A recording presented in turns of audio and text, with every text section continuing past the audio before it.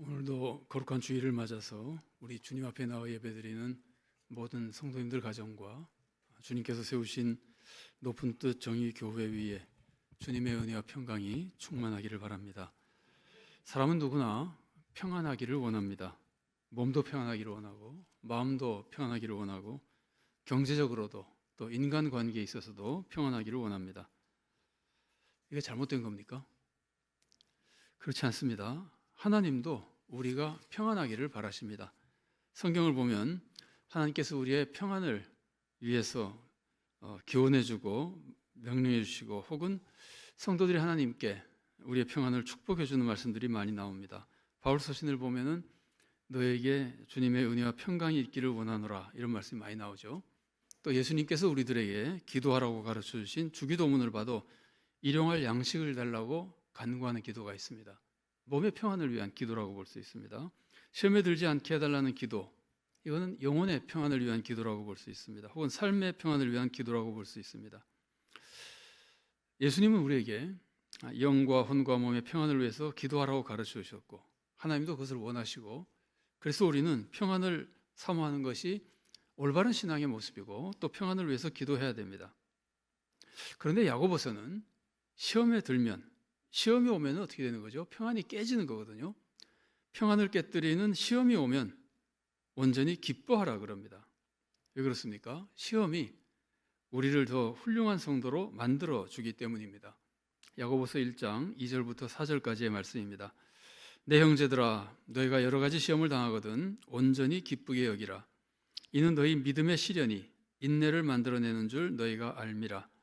인내를 온전히 이루라. 이는 너희로 온전하고 구비하여 조금도 부족함이 없게 하려 함이라. 여기서 시험은 고난도 시험이고 또 고난 속에서 우리가 겪는 여러 가지 죄짓게 만드는 유혹도 다 시험입니다. 이런 것들 우리의 평안을 깨뜨리고 굉장히 힘든 일들입니다. 그러나 기뻐해야 될 것은 그것이 우리들에게 유익을 주기 때문이라는 겁니다. 우리는 평안을 원하고 평안도 우리들에게 유익합니다. 그런데 우리가 원하지 않는 시험이 와도 또 시험이 우리들에게 주님의 은혜 속에 유익이 됩니다.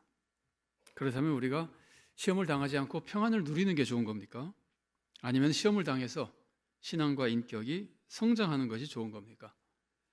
여러분, 만일 우리가 나무를 한다면, 옛날 방법으로 나무를 한다면은 쉬지 않고 도끼질을 하는 것이 좋은 일입니까? 아니면 계속 쉬는 게 좋은 일입니까? 아니면 도끼질을 하되 가끔 쉬어가면서 도끼질을 하는 것이 좋은 일입니까? 뭐 뻔하죠. 가끔 쉬어가면서 도끼질을 하는 것이 나무를 자라는 방법입니다. 시험도 굉장히 비슷합니다. 계속 시험만 당해도 우리들에게 어렵고 좋지 않을 수 있습니다. 계속 평안만 누려도 우리들에게 오히려 해가 될 때가 있습니다. 평안을 누리면서도 가끔 시험을 당해야 우리들에게 진정한 유익이 될 수 있습니다. 그렇다면 도대체 어느 만큼 평안을 누리고 어느 만큼 시험을 당하는 게 좋은 걸까요? 그러니까 사람마다 형편이 다르기 때문에 사람마다 다 다를 것이고 더욱이 우리는 그것을 알 수가 없습니다. 저 사람에게는 어느 만큼의 평안과 어느 만큼의 시험이 필요한지 또 나 자신에게는 어느 정도의 평안과 어느 정도의 시험이 필요한지 우리는 다 알 수가 없습니다. 그래서 우리가 할 수 있는 최선의 길은 우선 하나님을 믿는 겁니다. 하나님께 다 맡기고 의지하고 믿는 겁니다. 그리고 하나님께 우리는 평안을 달라고 기도하는 겁니다. 그래서 하나님이 평안을 주셔도 좋지만 하나님이 시험을 주신다 하더라도 하나님이 주시는 것은 우리는 평안을 위해서 기도하지만 하나님이 평안을 주시든 시험을 주시든 우리는 하나님이 주시는 대로 다 받아들여야 됩니다. 이렇게 우리가 하나님을 믿고 의지하는 믿음이 있을 때 그 믿음 안에서 우리는 하나님이 허락하시는 가장 선하고 축복된 길로 인도받을 수 있게 되는 겁니다. 자, 먼저 하나님을 믿어야 됩니다. 우리가 하나님을 믿는다고 하는 것은 예수님을 통해서 우리가 구원받았다고 믿는 거죠. 예수님을 통해서 내가 하나님의 자녀가 됐다고 믿는 겁니다. 하나님의 자녀가 됐다고 믿는 것은 내가 항상 하나님의 사랑 속에 살고 은혜 속에 살고 하나님은 항상 나에게 좋은 것을 주신다고 믿는 겁니다. 그리고 나에게는 하나님의 자녀이기 때문에 나에게는 항상 모든 것이 합력하여 선을 이룬다고 믿는 겁니다. 로마서 8장 28절 말씀입니다. 우리가 알거니와 하나님을 사랑하는 자, 곧 그의 뜻대로 부르심을 입은 자들에게는 모든 것이 합력하여 선을 이루느니라. 우리는 하나님이 나를 구원하시고 예수님의 은혜로 내가 구원받아서 하나님의 자녀가 됐고 하나님의 은혜 속에 산다는 것을 믿어야 됩니다. 그리고 우리는 하나님께 평안을 달라고 기도해야 됩니다. 예수님이 가르쳐주신 기도입니다. 몸을 위해서 예수님께서는 기도하라 그러셨습니다. 일용할 양식을 달라는 기도는 몸을 위한 기도지만 그게 꼭 음식 문제만 말하는 기도겠어요? 의복을 달라는 기도, 집을 달라는 기도, 건강을 달라는 기도가 다 그 안에 포함되어 있습니다. 또 영혼을 위해서 기도하라 그럽니다. 죄를 용서해 달라고 기도하라 그러죠. 시험에 들지 않게 해달라고 기도하라 그럽니다. 시험에 들지 않으면 영혼의 평안이 올 뿐 아니라 삶 전체의 평안이 올 수 있습니다. 시험에 들지 않게 해달라고 하는 기도는 어려움을 겪지 않게 해달라는 기도도 됩니다. 어려움이 다 시험거리이기 때문입니다. 그러나 그것만이 아니고 어려움 속에서 혹은 평안 속에서라도 어떤 상황에서라도 죄를 짓지 않게 해달라는 기도도 포함되어 있습니다. 그러니까 주님께서는 이런 기도, 진정한 평안을 위해서 기도하라는 거거든요. 우리는 그래서 그런 기도를 드려야 됩니다. 우리가 이런 믿음으로 이렇게 기도하며 살아가면 하나님은 우리에게 가장 좋은 은혜를 내려주십니다. 평안이 필요할 때는 평안을 주시고 신앙의 성숙을 위해서 시험이 필요할 때는 시험을 주십니다. 어떨 때는 고난을 주십니다. 심지어 마귀의 활동까지도 어느 정도 허락해 주십니다. 욥기가 그렇게 가르쳐주죠. 그러나 염려할 것 없습니다. 하나님이 반드시 우리가 그 모든 시험을 이겨내도록 도와주시기 때문입니다. 고린도전서 10장 13절 말씀입니다. 사람이 감당할 시험 밖에는 너희가 당한 것이 없나니 오직 하나님은 미쁘사 너희가 감당하지 못할 시험 당함을 허락하지 아니하시고 시험 당할 즈음에 또한 피할 길을 내사 너희로 능히 감당하게 하시느니라. 하나님은 우리에게 평안도 주시고 시험도 주시는데 우리가 하나님의 자녀로 믿음 안에 있는 한은 하나님께서 모든 시험을 이겨내게 해주신다는 말이에요. 우리가 시험을 이겨내면 어떻게 될까요? 시험을 이겨내면 더 큰 축복을 받게 되는 겁니다. 시편 23편 4절과 5절 말씀을 봉독해 드리겠습니다. 내가 사망의 음침한 골짜기로 다닐지라도 해를 두려워하지 않을 것은 주께서 나와 함께 하심이라. 주의 지팡이와 막대기가 나를 안위하시나이다. 주께서 내 원수의 목전에서 내게 상을 차려주시고 기름을 내 머리에 부으셨으니 내 잔이 넘치나이다. 여러분, 목자가 양을 치면서 양을 데리고 가끔 험한 골짜기를 지나간다면 왜 지나갈까요? 좋은 초장을 두고 왜 험한 골짜기를 지나갈까요? 괜히 고생시키려고 그러는 걸까요? 아닙니다. 험한 골짜기를 지나면 더 좋은 초장이 있기 때문에 지나가는 겁니다. 더 좋은 목적 없이 험한 골짜기 지나가는 목자는 없습니다.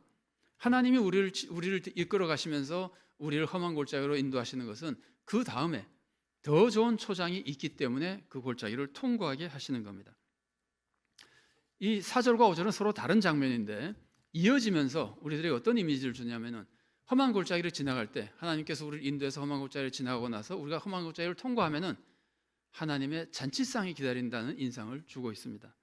그럼 험한 골짜기를 지나갈 때 우리가 험한 골짜기를 혹시 못 지나가면 어떻게 될까요? 그거 걱정할 필요가 없습니다. 왜냐하면 목자가 양을 데리고 험한 골짜기를 지나갈 때는 양을 철저하게 지켜줘서 양을 잘 통과하도록 도와줍니다. 하나님은 전능하신 분이잖아요. 우리를 사랑하시는 분이잖아요. 반드시 험한 골짜기를 통과하도록 도와주십니다. 이걸 성경 말씀은 시편 23편은 목자가 지팡이와 막대기로 양을 보호한다 그러는데 당시 팔레스타인의 목자들은 나무 도구가 두 개가 있었습니다. 하나는 이렇게 끝이 이렇게 둥글고 길쭉한 지팡이고 또 하나는 그 몽둥이입니다. 몽둥이. 그래서 이 두 가지를 어떻게 사용하느냐면은 지팡이를 가지고는 오직 양을 인도하는 데 씁니다. 소리를 내거나 양이 다른 데로 가면 끌어당기거나 혹은 톡톡 쳐서 다른 길로 못 가게 합니다. 양을 인도하는 데 지팡이를 쓰고 몽둥이는 절대로 양에게 쓰지 않습니다. 몽둥이는 오직 양을 해치는 악한 짐승에게만 씁니다. 양을 해치는 짐승이 나타나면 몽둥이로 두드러겨 패버리고 좀 속된 말로 아주 박살을 내버리고 양은 절대로 몽둥이를 치지 않습니다. 철저하고 안전하게 부드럽게 보호만 해줍니다. 그래서 우리는 하나님의 인도하심 속에 어떤 고난을 닥쳐도 하나님의 보호하심 속에 이겨낸다는 말이에요. 그리고 하나님의 잔치상과 더 좋은 축복을 누리게 되는 겁니다. 근데 시험을 이기면은 평안과 축복을 누리기만 하는 것이 아닙니다. 더 좋은 것은 그 시험을 이겨내는 동안 우리의 신앙과 인격이 더 성숙하게 돼서 하나님의 더 좋은 일꾼으로 성장하게 되는 겁니다. 그래서 시험을 이기면은 하나님 나라를 위해서 더 큰 일을 하는 더 귀한 하나님의 종이 되게 되는 겁니다. 오늘 본문에서 예수님의 모습도 이런 것을 우리들에게 잘 가르쳐 줍니다. 자, 예수님이 오늘 시험 받는 장면이 나오죠. 예수님이 시험 받는 모습을 한번 보십시오. 예수님이 우선 언제 시험을 받으십니까? 시험 받기 전에 일어난 사건은 예수님이 세례를 받으신 거죠. 예수님이 세례를 받으실 때 무슨 일이 일어났습니까? 성령님이 임하셨고 예수님은 하나님의 아들이라고 선포됐습니다. 누가복음 3장 21절과 22절 말씀입니다. 백성이 다 세례를 받을세 예수도 세례를 받으시고 기도하실 때에 하늘이 열리며 성령이 비둘기 같은 형체로 그의 위에 강림하시더니 하늘로부터 소리가 나기를 너는 내 사랑하는 아들이라 내가 너를 기뻐하노라 하시니라. 예수님이 세례 받으시는 것은 성령님이 임하시고, 물론 예수님은 태어나실 때부터 상삼위 하나님 중에 한 위시니까 원래 성령님과 함께 하시는 분이지만 인간으로 오실 때 잉태하실 때부터 성령님으로 잉태하시고, 물론 평생 성령님이 함께 하셨지만 이때 메시아 사역을 감당하기 위해서 성령이 임하신 것을 보여주는 거거든요. 성령님이 임하시고 이제는 본격적으로 메시아의 사역을 한다는 것을 보여주는 겁니다. 메시아로 확정이 되시고 확인이 되시는 겁니다. 그래서 사람들은 이 예수님의 세례식을, 많은 학자들이 예수님의 세례식을 메시아 즉위식이라고 부릅니다. 물론 메시아지만 메시아로 사역을 공식적으로 하도록 즉위하는 모습이다, 이렇게 보여주는 거거든요. 그래서 예수님은 세례를 통해서 메시아의 사역을 확인하시고 시작하시는 거거든요. 그러면 예수님이 메시아 사역을 본격적으로 세례 받으신 후에 시작하시면서 하신 첫 번째 사역이 뭡니까? 첫 번째 사역이 성령님에 이끌려 마귀에게 시험을 받으신 겁니다. 누가복음 4장 1절과 2절 상반절 말씀입니다. 예수께서 성령의 충만함을 입어 요단강에서 돌아오사 광야에서 40일 동안 성령에게 이끌리시며 마귀에게 시험을 받으시더라. 예수님이 마귀에게 시험 받으신 사건은 우리들에게 많은 것을 가르쳐 줍니다. 그 중에서 오늘은 우리가 가장 기본이 되는 두 가지만 살펴보려고 합니다. 자, 첫 번째 모습은 예수님이 수많은 시험을 받으셨다는 겁니다. 이게 굉장히 중요한 사건입니다. 굉장히 중요한 모습입니다. 자, 오늘 본문에서 예수님이 몇 번 시험을 받으셨을까요? 우리는 예수님이 시험 받은 내용이 세 가지가 나와 있기 때문에 세 번 시험 받으셨으리라고 생각할 때가 많이 있는데, 마태복음만 보면은 그럴 것 같기도 합니다. 세 가지만 나오니까. 그러나 누가복음은 그렇지 않습니다. 세 번만 받지 않으셨습니다. 제가 누가복음 4장 1절 하반절부터 2절까지를 다시 읽어드리겠습니다. 광야에서 40일 동안 성령에게 이끌리시며 마귀에게 시험을 받으시더라. 이 모든 날에 아무것도 잡수시지 아니하시니 날수가 다함에 줄이신지라. 그러면 40일 동안 금식하시면서 지금 줄이셨는데 이 40일 동안 지내시면서 시험을 받으신 겁니까? 받지 않으신 겁니까? 받으신 거죠. 몇 번 받으신 겁니까? 모릅니다. 몇 번 받으신지 표현되어 있지 않습니다. 그냥 시험을 받으시더라라고 되어 있는데, 이 표현은요, 이 헬라어는 시제가 현재, 과거, 미래 이렇게도 나타나지만 동사의 시제가 동사가 일회적인 행동인지 반복되는 행동인지 계속하고 있는 행동인지를 보여주는 것이 굉장히 중요한 특징입니다. 여기서 받으시더라고 하는 헬라어 동사는 반복되는 행동을 보여주는 거예요. 예수님이 반복해서 시험 받으셨다는 거예요. 40일 동안 금식하시면서 성령님에 이끌리시면서 반복해서 시험 받으신 거예요. 그리고 나서 40일 다 지난 후에 우리가 잘 아는 세 번의 시험이 또 나타나는 겁니다. 여러분 살면서 시험 많이 받으시죠? 우리가 세상에서 당하는 고난이 다 우리들에게 시험거리입니다. 성도님들을 만나 뵈면은 시험이 너무나 어려운 시험들이 연거푸 닥쳐서 만나 뵙기도 어려운 분들이 있습니다. 어떤 시험이 와서 1, 2년 있다 또 오는 것이 아니라 연거푸 어려운 시험들이 한 번만, 일생에 한 번만 닥쳐도 어려울 텐데 그것이 연거푸 막 닥쳐오는 성도님들이 있어요. 사람으로서는 말로 뭐라고 할 수가 없어요. 위로해 줄 수가 없어요. 그러나 예수님은 해주실 수 있습니다. 왜냐하면 예수님은 수없이 시험을 당하신 분이기 때문입니다. 오늘 본문만 봐도 40일 동안 굶주리면서 광야에서 계속 시험 받으시고, 또다시 우리가 잘 알고 있는 세 번 시험을 받으시고, 예수님이 그때만 시험 받으셨습니까? 오늘 본문에서만 시험 받으셨습니까? 아닙니다. 예수님은 공생애 내내 시험 받으셨습니다. 종교 지도자들이 계속해서 시험했고 계속해서 죽이려고 그랬습니다. 백성은 아무리 기적을 행해서 도와주고 아무리 좋은 말씀을 가르쳐도 백성들은 계속 자기 욕심만 채우려고 했습니다. 제자들이라고 불러서 훈련시키는 인간들도 아무리 가르쳐도, 훈련시키고 가르치고 실습시켜도 계속해서 딴소리하고 딴짓만 합니다. 그리고 십자가에 달려서도 말할 수 없는 고통 속에 시험을 받습니다.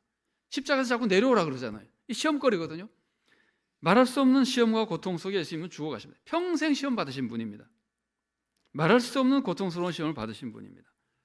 이런 예수님이 우리의 고난을 모르시겠습니까? 예수님은 내가 당하는 고통, 시험 모두 다 아십니다. 그래서 예수님은 우리의 구주가 되시는 겁니다. 히브리서 2장 18절 말씀입니다. 그가 시험을 받아 고난을 당하셨은즉 시험 받는 자들을 능히 도우실 수 있느니라. 첫 번째 모습은, 예수님의 시험 기사에서 가장 중요한 첫 번째 모습은 예수님이 시험을 받으셨다는 거예요. 두 번째 모습은 예수님이 시험을 이기셨다는 거예요. 예수님은 시험을 이기지 않으면 어떻게 예수님이 구주가 될 수 있으며, 예수님이 시험을 이기지 않으면 어떻게 우리의 시험 받는 것을 도와줄 수가 있습니까? 예수님이 시험을 이기지 않으면 시험 당한 우리에게 무슨 도움이 됩니까? 아니, 한 가지 도움이 될 수는 있습니다. 시험을 이기지 못하면 시험 당한 사람 찾아가서 같이 울어줄 수는 있습니다. 그것도 굉장히 중요하고 굉장히 큰 위로입니다. 그런데 예수님은 울어주기만 하는 분이 아니에요. 울어주기만 하면 마음의 위로는 될지 몰라도 도움은 안 되잖아요. 예수님은 울어주기만 하는 분이 아니에요. 우리는 못하니까 가서 울어만 줘도 우리가 잘하는 겁니다. 예수님은 그런 분이 아니에요. 울어주기만 하는 분이 아니고 시험을 이기신 분이고 실제로 우리의 시험을 다 물리쳐 주시는 분이에요. 우리를 시험에서부터 건져주시는 분이에요. 예수님이 시험을 이기셨다고 하는 것은 시험 마귀가 준 거잖아요. 예수님이 시험을 이기셨다고 하는 것은 예수님이 사탄에게 이기셨다는 뜻입니다. 예수님이 메시아로서 첫 번째 하신 사역은 사탄과 싸워서 사탄에게 이기신 겁니다. 그래서 예수님이 세상의 구원자가 되시는 겁니다. 예수님이 시험을 받으셨기 때문에 우리를 이해하고 우리의 구원자가 되시고, 마귀에게 이겼기 때문에 우리를 마귀에서 건지는 구원자가 되시는 겁니다. 예수님 세상의 구원자십니다. 세상은 마귀에게 속아서 죄를 짓고 마귀에게 억눌려 억압받고 마귀의 지배 아래 살고 있습니다. 이런 세상을 구원하려면, 그리고 이런 인간을 구원하려면 마귀를 물리쳐야 된다는 말이에요. 예수님은 마귀에게 이기시는 겁니다. 그래서 세상을 구원하시는 겁니다. 예수님은 정말 마귀에게 승리하셨습니다. 그걸 예수님께서 이렇게 가르쳐 주셨습니다. 누가복음 11장 21절과 22절 말씀입니다.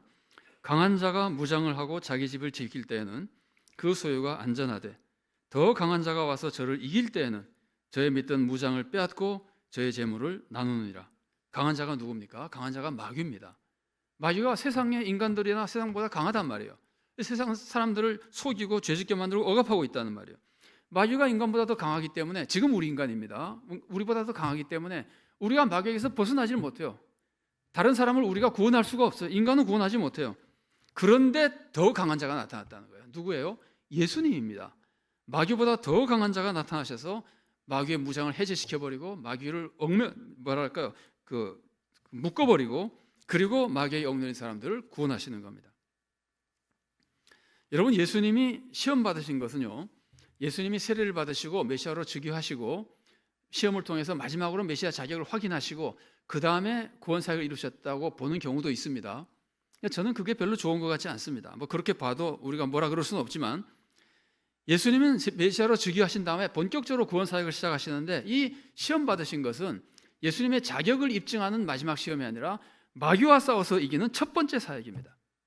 여러분, 예수님의 사역은요, 첫 번째로 마귀에게 시험 받으시고 마귀를 이기시고 시작하셔서 마지막으로 마귀에게 또 시험 받으시고 마귀를 이기시고 마귀에게 승리하시는 것으로 끝나는 겁니다. 십자가가 얼마나 큰 시험거리입니까? 그 시험거리를 이기기 위해서 예수님께서 겟세마네에서 기도하시죠. 십자가에서 내려오라 그러고 별 소리를 다 해도 시험을 다 이겨내고 십자가에서 죽으시죠. 이게 시험에서 이기시는 거예요. 그리고 부활하시죠. 예수님은 사역이 마귀에게 시험을 당해서 이겨내시고 마지막까지 마귀에게 시험을 다 이겨내시고 승리하시면서 예수님의 구원사역이 이루어지는 겁니다. 예수님은 첫 사역으로 마귀에게 승리하신 후에 마귀에게 이기신 분이니까 이제 도로 다니며 사람들을 구원하시면서 역사에 나가시는 겁니다. 그래서 누가복음 4장 18절 19절에 나사렛 회당에서 예수님이 성경을 읽으시면서 이렇게 말씀하시는 겁니다. 주의 성령이 내게 임하셨으니 이는 가난한 자에게 복음을 전하게 하시려고 내게 기름을 부으시고 나를 보내사 포로된 자에게 자유를, 눈먼 자에게 다시 보게 함을 전파하며 눌린 자를 자유케 하고 주의 은혜의 회를 전파하게 하려 하심이라 하였더라. 마귀에게 이겼기 때문에 눌린 자를 자유롭게 하고 눈먼 자를 보게 하고 포로된 자에게 자유를 주시는 겁니다. 예수님은 많은 시험을 당하셨습니다. 오늘 본문 중에 13절 말씀 보십시오. 마귀가 모든 시험을 당한 후에 얼마 동안 떠나니라. 이게 무슨 뜻입니까? 얼마 동안 떠났다는 게 무슨 뜻입니까? 얼마 지나면 또 온다는 거잖아요. 실제로 그랬잖아요. 예수님은 계속해서 시험을 당하셨습니다. 마귀는 또다시 와서 사람들을 이용하고 시험을 했습니다. 그래서 예수님은 계속해서 고통을 당하셨습니다. 그래서 예수님은 우리의 모든 고난을 아시고 모든 시험거리를 다 아시고 우리를 불쌍히 여기시는 분입니다. 그리고 예수님은 그 모든 시험을 다 이겨내신 것처럼 우리를 모든 고난과 시험에서 이겨내시는 분입니다. 그래서 우리를 구원하시는 분입니다. 자, 여기까지의 모습이 예수님의 시험이 우리들에게 예수님은 시험을 이기고 우리를 구원해주시는 분이라는 걸 가르쳐주는 겁니다.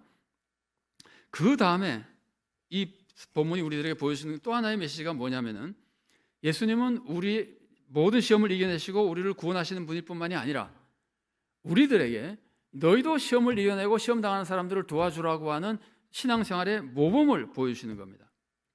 여러분, 예수님의 십자가는 우리를 구원해 주시는 예수님의 은혜를 보여주는 것으로서 우리의 구원의 은혜를 보여주는 십자가의 모습이 있죠. 근데 그것만 있는 것이 아니죠. 예수님의 십자가는 우리가 바라보며 믿고 구원 얻는 십자가지만 동시에 예수님의 십자가는 우리도 그것을 볼 때마다 나도 내 십자가를 지고 주님을 따라가야 되는 주님의 올바른 신앙생활의 모범을 보여주는 모습이 하나 있잖아요. 시험거리도 똑같습니다. 시험도 예수님이 마귀를 시험을 받고 이겨내시고 우리를 구원하신, 그래서 예수님이 나를 구원해 주신다는 것을 보여주는 것이고, 시험 기사도 또 하나 시험의 사건은 우리들에게 우리도 시험 받을 때 예수님처럼 시험을 이겨내고 시험을 이겨낸 자로서 세상을 구원하는 소명을 이루어야 된다는 모범을 보여주는 시험 기사인 겁니다. 우리가 시험을 받으면 믿음이 성장합니다. 그래서 시험 당하는 사람을 이해할 수 있습니다. 불쌍히 여길 수 있습니다. 그들을 다 품어주고 그들을 위해서 기도하며 그들을 도울 수 있습니다. 그런데 우리 능력으로는 도울 수 없고 주님의 능력으로 우리가 시험을 이긴 후에 주님의 능력으로 시험을 이긴 사람으로서 시험 당하는 사람이 시험을 이겨내도록 도와줄 수 있게 되는 겁니다. 사실 내가 시험을 당하지 않으면요, 사람들이 내가 시험 당하는 사람을 도와줄 수 있다는 것을 믿지 못합니다. 내가 시험을 당하면 다른 사람을 이해할 수 있지만 그것만이 아니고 내가 시험을 받으면 다른 사람들이 나를 이해해 주는 거예요. 나를 저 사람은 내가 시험 당할 때 도와줄 수 있을 거야라고 이해해 줄 수 있는 거예요. 내가 시험을 당하면. 여러분, 우리가 시험 당하지 않으면 시험 당하는 다른 사람들이 이해할 수 없습니다. 욥의 세 친구가 그랬죠. 욥이 그 험악한 시험을 당할 때 욥의 세 친구는 그걸 당해보지 않았기 때문에 무조건 저거는 죄 때문이라고 하면서 함부로 정죄하고 그러는 거예요. 오히려 욥에게 더 시험거리를 주는 거예요. 자기가 시험 당하지 않아서 그 시예요. 여러분, 목사님들의 굉장히 심각한 고민 중에 하나가 뭐냐면요, 목사님들도 물론 시험거리가 많지만 객관적으로 볼 때는 세상의 어려운 정말 험악한 세상 속에 살아가는 성도들보다 목사님들은 교회 안에서 주로 살고 성도들을 주로 대하면서 객관적으로 시험 당할 환경이 좀 덜할 경우가 많이 있습니다. 그래서 목사님들이 자기는 시험 당할 위험을 좀 덜 당하면서 세상에서 어려움 속에서 견디지 못하고 시험 당하고 어려움 겪는 사람들을 보고 잘못하면은 믿음 없는 사람이라고 정죄하기가 쉽다는 말이에요. 목사님들의 고민거리예요. 여러분, 비슷합니다. 평안 속에 사는 성도들도 마찬가지입니다. 평안 속에 살면서 내가 큰 고통 당해보지 않았다고 고통당한 사람 보고 저 사람은 믿음이 없어서 그래, 저 사람 기도 안 해서 그래, 그런 소리 할 수 있다는 말이에요. 내가 시험 당하지 않으면 꼭 욥의 친구들처럼 다른 사람들을 이해하지 못하고 다른 사람들에게 도움이 되기는커녕 시험거리가 될 수 있는 거예요. 그래서 시험 당하는 것이 우리들이 정말 주님의 종이 되는 큰 축복이 되는 겁니다. 근데 그것만이 아니라 내가 시험에서 이겨내면은 그 시험에서 이겨낸 그 믿음의 경험과 체험적 신앙으로 시험 당하는 사람을 도와줄 수 있게 되는 겁니다. 그래서 하나님께서는 우리들을 하나님의 귀한 종으로 쓰기 위해서 우리들에게 시험거리를 주시고 경험하게 하시고 그리고 시험을 이겨내서 더 체험적인 신앙인으로 성장하게 도와주시는 겁니다. 그래서 우리는 시험을 통해서 정말 하나님의 더 귀한 종, 하나님께 영광 돌리고 하나님의 뜻을 이루어드리는 종으로 성장할 수 있게 되는 겁니다. 그래서 예수님의 시험 기사가 우리들에게 모범이 되는 것처럼 우리들이 예수님처럼 시험을 이기고 세상을 구원하는 종으로 성장할 수 있게 되는 겁니다. 그래서 우리는 어쩔 수 없이 시험을 통해서 더 좋은 성도로 성장하는데 그렇다고 시험거리를 찾아다닐 필요는 없습니다. 우리는 그냥 평안만 위해서 기도해야 됩니다. 그러나 하나님께서 우리 형편을 다 아시고 우리에게 가장 유익하도록 하기 위해서 하나님께서 필요할 때 적합한 시험을 주시는 겁니다. 그리고 이기게 해주시는 겁니다. 우리는 그것을 하나님의 은혜로 알고 믿음으로 받아들이면 되는 겁니다. 혹시 우리가 시험 받다가 망하는 경우는 없을까요? 없습니다. 여러분, 예수님이 시험 받으실 때 누가 함께 하셨죠? 성령님이 함께 하셨죠. 물론 예수님은 혼자도 시험을 이기시겠죠. 그러나 성삼위 하나님은 항상 늘 함께 사역하십니다. 그래서 성령님이 예수님과도 함께 하시면서 시험 이기는 것도 함께 하셨습니다. 그 성령님이 지금 우리와 함께 하시잖아요. 성령님이 다 우리 속에 들어와 계시잖아요. 그러니까 우리가 시험 당할 때 성령님이 우리와 함께 하시거든요. 예수님은 세상 끝날까지 우리와 함께 하겠다고 약속하셨잖아요. 시험을 이기신 예수님이 우리와 함께 하시잖아요. 성령님이 함께 하시고 예수님이 함께 하시고, 그래서 우리는 어떤 시험을 당해도 반드시 모든 시험을 이기게 되어 있는 겁니다. 다만 한 가지 조건이 있습니다. 그것은 우리가 믿음 안에 있어야 된다는 겁니다. 하나님을 믿고 있어야 된다는 겁니다. 하나님의 은혜 안에 있어야 된다는 겁니다. 그러면 믿음을 지켜야 우리가 시험을 이길 수 있는데, 믿음을 지키는 사람은 시험을 만날 때 어떻게 할까요? 세상적인 방법으로 그 시험을 이겨내려 그럴까요? 아니면 하나님의 방법으로 이겨내려 그럴까요? 믿음 안에 있는 사람은 당연히 하나님 말씀대로만 그것을 해결하려 그럽니다.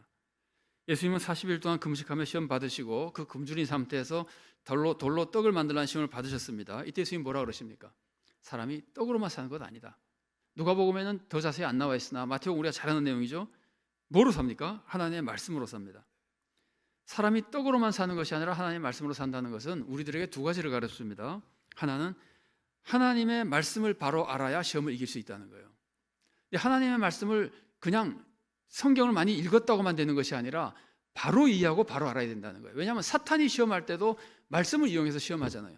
욥의 친구들이 시험거리를 주는 것도 말씀을 이용하잖아요. 욥의 친구들이 죄 져서 벌 받는다, 하나님 말씀이 맞잖아요. 근데 그거를 잘못 이해해서 오용해가지고 시험거리가 되는 거거든요. 사탄도 너 떨어지면은 선사가 발에 돌이 부딪히지 않게 해줄 거다, 성경에 있는 말씀을 가지고 시험하거든요. 그러나 예수님은 그 성경이 잘못 해석한 것이고 틀린 것인 줄 알기 때문에 바른 이해를 가지고 이겨내거든요. 그러니까 우리가 하나님 말씀으로 시험을 이길 때는 성경을 정말 바르게 알고 바르게 적용할 수 있어야 됩니다. 늘 말씀을 가까이 하고 읽고 배워나가야 됩니다. 그리고 또 한 가지는 우리가 말씀대로 살아야 시험을 이길 수 있는 겁니다. 떡을 따를 것이냐 하나님 말씀을 따를 것이냐. 떡을 먹어야 되겠다고 떡을 따를 거면 시험에 들게 돼버리는 거예요. 그러나 하나님 말씀만 따르겠다 그러면 시험을 이겨낼 수 있는 겁니다. 사탄은 마치 우리의 욕심을 채워줄 수 있는 것처럼 우리를 시험합니다. 그런데 사탄은 원래 뭐죠? 사탄은 거짓의 아비잖아요. 사탄은 원래 거짓말쟁이에요. 사탄이 하는 역사는 하나도 이루어지는 것이 없어요. 사탄이 약속을 이루어주지 못해요. 사탄은 우리의 욕심을 가지고 약속을 하지만 절대 이루어지지도 않습니다. 그런데 우리가 속아서 욕심을 따르면 우리는 시험에 들게 되는 겁니다. 그때 우리가 믿음을 가지고 하나님 말씀을 따르면, 그러면 우리가 시험을 이겨내고 진정한 축복의 길로 갈 수 있게 되는 겁니다. 사랑하는 성도 여러분, 세상에서 우리가 얼마나 어려운 일을 많이 겪습니까? 성도님들 얼마나 어려운 일을 많이 겪으십니까? 우리가 당하는 어려운 일들이 다 시험거리들입니다. 우리는 그런 어려움을 겪지 않도록, 그런 시험거리를 만나지 않도록 평안을 위해서 기도해야 됩니다. 괜찮은 겁니다. 좋은 기도입니다. 하나님은 우리에게 필요한 만큼 평안을 주실 겁니다. 그러나 우리의 유익을 위해서 하나님께서는 우리들에게 고난을 주시기도 합니다. 특히 하나님께서 우리를 쓰시기 위해서, 우리를 통해 세상을 구원하기 위해서 우리에게 시험을 주기도 하십니다. 그래서 우리가 시험을 만나도, 고난을 당하거나 시험거리가 생겨도 놀라지 마십시오. 하나님의 아들 예수님도 시험을 당하셨습니다. 우리가 하나님의 자녀라면 우리가 어떻게 시험을 당하지 않고 살아가겠습니까? 하나님은 하나님의 자녀에게 절대로 해로운 것을 주시지 않습니다. 시험을 당해도 반드시 그 모든 것이 합력하여 선을 이루게 해주십니다. 이 하나님을 믿고 의지하며 시험을 이기고 우리를 이끌어 가시는, 또 보호하시는 예수님을 바라보며 시험을 이기게 해달라고 기도하고 선을 이루어 가신 하나님의 말씀에 순종하며 시험을 견뎌내가면 됩니다. 하나님은 반드시 우리를 시험에 이기도록 도와주시고 우리의 영과 혼과 몸을 지켜주시고 우리를 더욱 귀한 주님의 종으로 세워서 우리가 구원에 이르게 할 뿐 아니라 세상을 구원하는 구원 역사를 이루도록 도와주실 겁니다.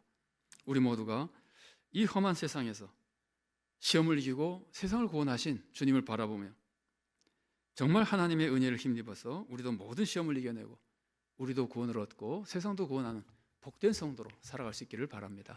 기도하시겠습니다. 사랑하는 하나님, 감사합니다. 연약하고 추한 저희를 구원하여 주시고 아직도 연약하여 이 세상에서 시험거리에 자꾸 넘어지는 우리를 불쌍하게 해주시고 주님께서 시험을 당하시고 우리의 시험 당하는 모습을 다 이해해 주시고 주님께서 시험을 이기시고 우리의 시험거리를 다 이겨내시고 우리를 구원해 주시는 분이시오니 우리의 믿음을 붙들어 주셔서 우리가 주님을 신뢰하고 주님께 모든 것을 맡기며 항상 평안을 위해서 기도하고 또한 하나님께서 우리의 유익을 위해 시험거리를 주시면 시험을 이기게 해달라고 기도하며 주님의 도우심 속에 모든 시험을 이겨내고 우리도 축복의 구원의 길을 갈 뿐 아니라 세상도 구원으로 인도하는 귀한 성도로 살아나가도록 우리를 주님의 은혜로 인도하여 주시옵소서. 예수님 이름으로 기도드리옵나이다. 아멘.